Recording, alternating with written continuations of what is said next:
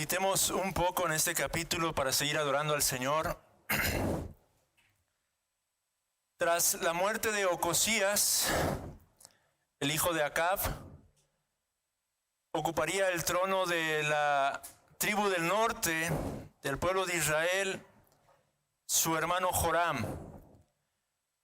Debido a que Ocosías no tuvo hijos varones, su hermano tuvo que tomar posesión del reino en el norte, en el pueblo de Israel.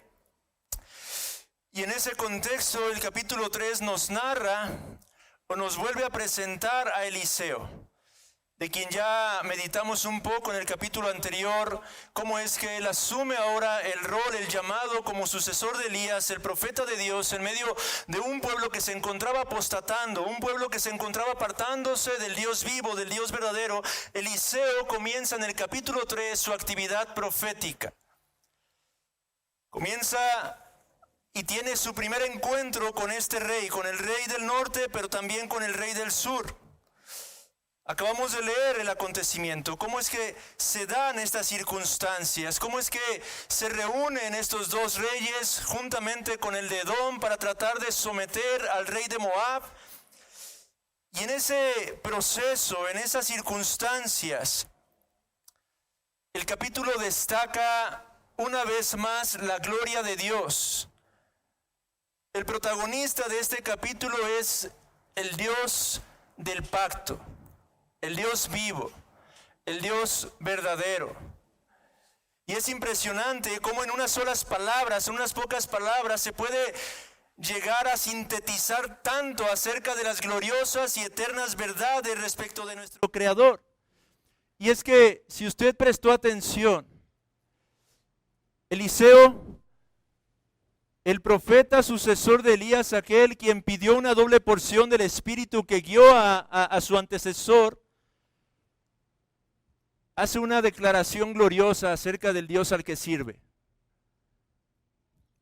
En una sencilla frase, en el versículo número 14, Eliseo dijo: vive Jehová de los ejércitos, en cuya presencia estoy. Amados hermanos, en esas palabras podemos ver el profundo conocimiento que este hombre de Dios tenía acerca de su Dios. Él proclama una teología completamente ortodoxa, un conocimiento intelectual profundo acerca de quién era el Dios al que servía. Un Dios vivo, para empezar. Y se refiere a este Dios como Yahweh Tsebaot en el hebreo, Jehová de los ejércitos, que implica que este hombre, Eliseo, sabía que este Dios era el Dios inmutable, el Dios que no cambia, el Dios que es completamente distinto al resto de su creación, el Dios que gobierna y reina sobre todo el cosmos, el Dios que es fiel a su pacto a causa de su nombre, que es uno que permanece para siempre. El Dios que es el gran yo soy, el que era, el que es y el que ha de ser por los siglos de los siglos. Este Dios quien gobierna absolutamente todas las cosas y todas las circunstancias. Este Dios quien obra a favor de su pueblo y que recibe gloria de todas y cada una de sus criaturas.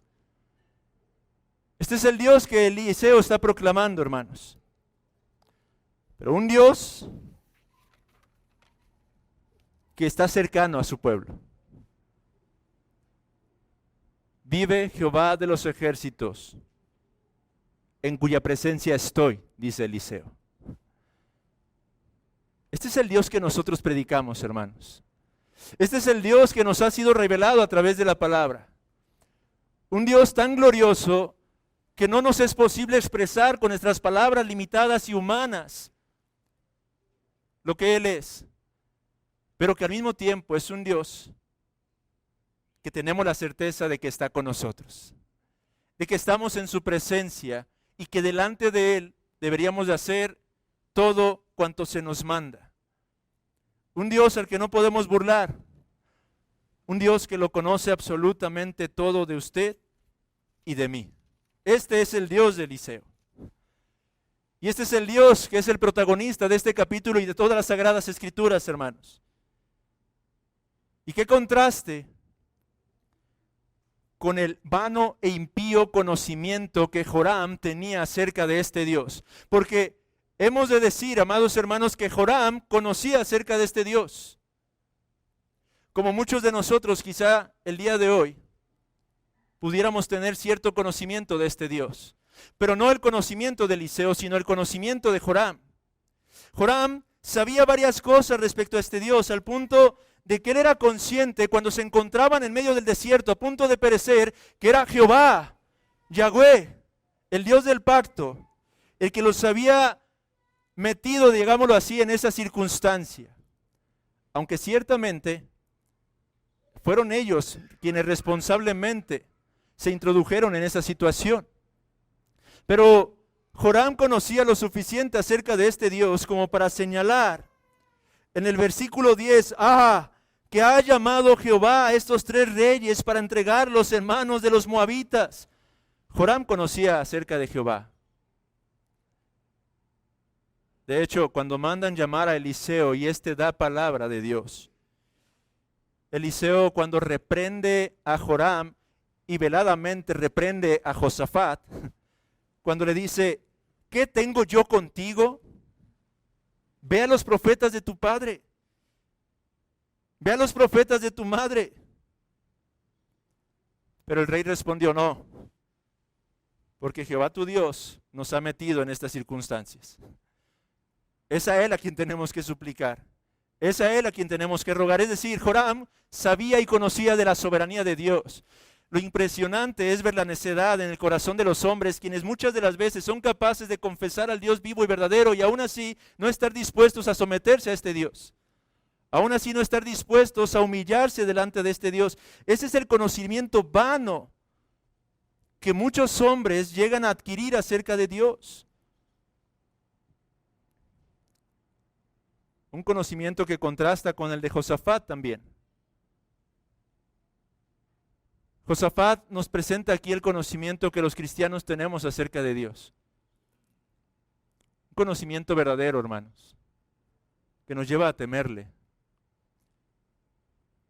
aunque imperfecto, y que muchas veces es falto, porque Josafat ya anteriormente tendría que haber aprendido la lección. Él se había aliado al padre de Joram, Acab, tiempo atrás, y fue severamente reprendido a causa de esa alianza. De hecho, cuando Ocosías propuso aliarse con Josafat, en el capítulo 1, Josafat rechazó tener algún vínculo con Ocosías. Pero helo aquí, volviendo a caer en el mismo error. Probablemente lo que convenció a Josafat de vincularse con Joram es lo que se nos dice en los primeros versículos cuando se señala que este Joram quitó las estatuas de Baal que su padre había hecho. Y es que Josafat cuando habla con Joram le dice, yo soy como tú, mi pueblo como tu pueblo y mis caballos como los tuyos. Probablemente Josafat creía que verdaderamente Joram había cambiado, que él había sido transformado, cuando lo que realmente había pasado es que Joram solamente había hecho algún tipo de modificaciones superficiales. Modificaciones que muchos pueden llegar a hacer. Pueden llegar a eliminar cierto tipo de ídolos, cierto tipo de prácticas, pueden reformar ciertas áreas de su vida, pueden llegar a corregir ciertos pecados, ciertos hábitos, y sin embargo no conocer al Dios vivo y verdadero y gozar de la salvación y de la vida que éste nos ofrece. En este contexto, hermanos, Dios quiso revelar su gloria.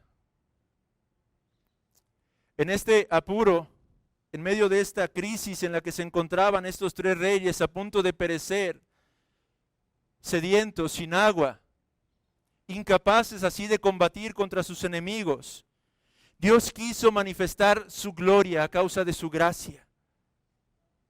En atención y por amor a Josafat, el rey, descendiente del linaje de David, Dios atendió a este clamor y llevó a cabo un milagro, una obra sobrenatural. Eliseo proclama en el versículo 16, así ha dicho Jehová, haced en este valle muchos estanques, porque Jehová ha dicho así, no veréis viento ni veréis lluvia, pero este valle será lleno de agua y beberéis vosotros y vuestras bestias y vuestros ganados. Dios está anunciando, voy a hacer un milagro. Él llama a estos reyes, caben estos pozos, caben unos estanques, y aunque no verán lluvia ni viento, esos estanques se llenarán de agua porque yo soy el Dios que es fiel al pacto. El Dios para el cual no hay absolutamente nada imposible. Y ustedes serán testigos de este milagro.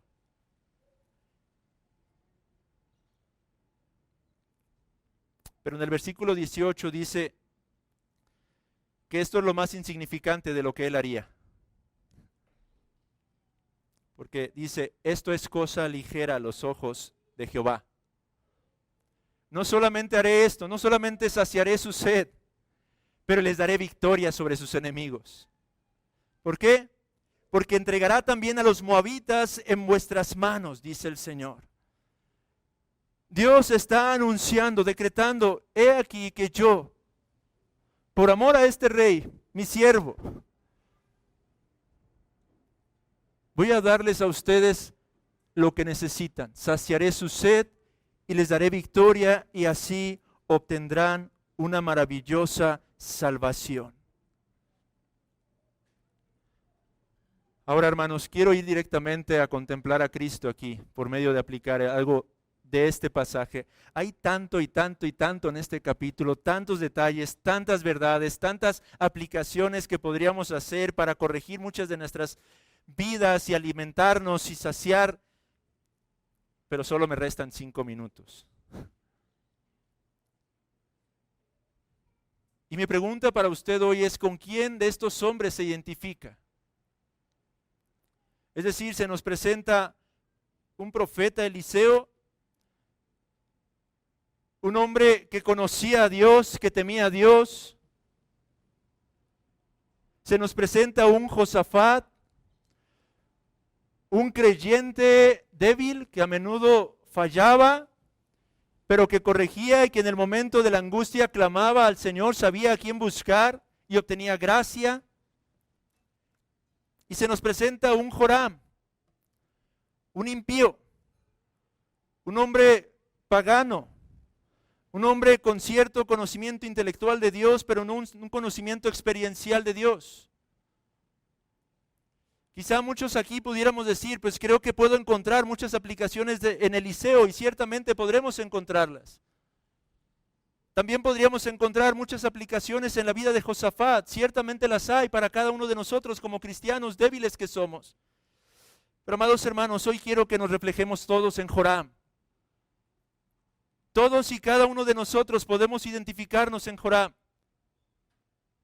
Ya sea que estemos en Cristo o no estemos en Cristo, cada uno de los que estamos aquí reunidos podemos reflejar el carácter de Joram.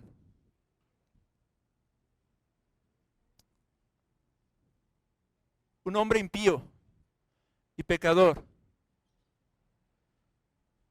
indigno de ser escuchado por Yahweh Tsebaot,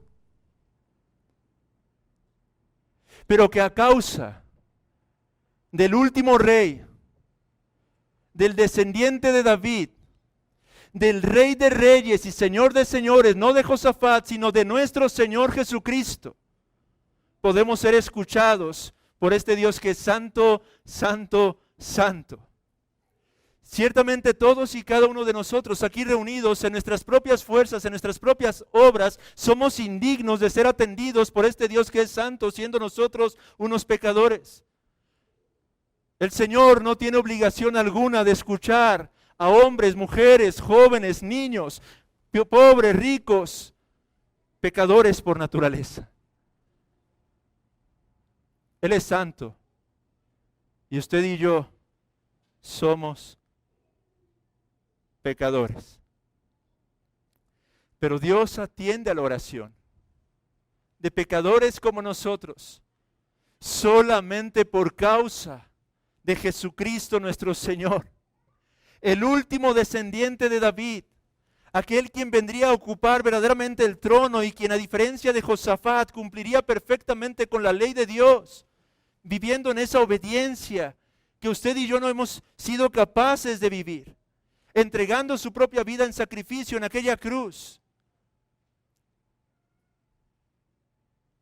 Hoy cada uno de nosotros, si estamos en Cristo, podemos reconocer en Joram y en este pasaje la gracia de Dios que se ha manifestado en algún momento para con nuestras vidas.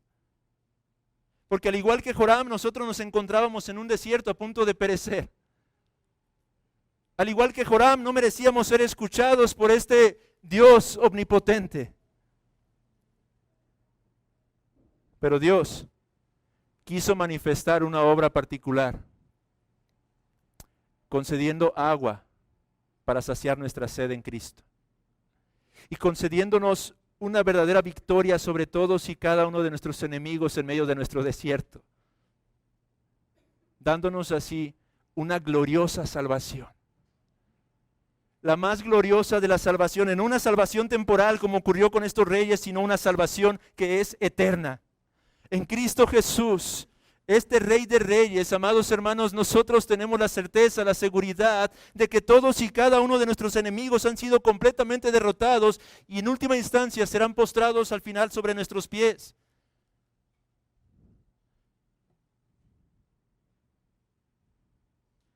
Y ahora, por causa de su gracia, amados hermanos, podemos conocer cada vez un poco más acerca de este Dios. Y tenemos la seguridad, hermanos, de que somos continuamente escuchados por Dios. Oh, no por algo digno en nosotros, sino por causa de el rey del linaje de David, que nos hace aceptos ante la presencia de nuestro Dios. Esa es la razón por la que podemos abrir nuestras bocas, amados hermanos, y alabarlo y adorarlo como lo hacíamos hace un momento.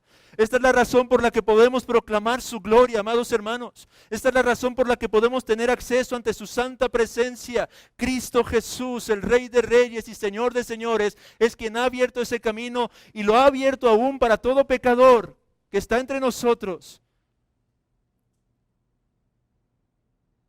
Y que hasta este momento permanece sin humillarse, arrepintiéndose de sus pecados y poniendo su confianza en Él. Por medio de Cristo hemos podido contemplar gloriosos milagros y una gloriosa salvación.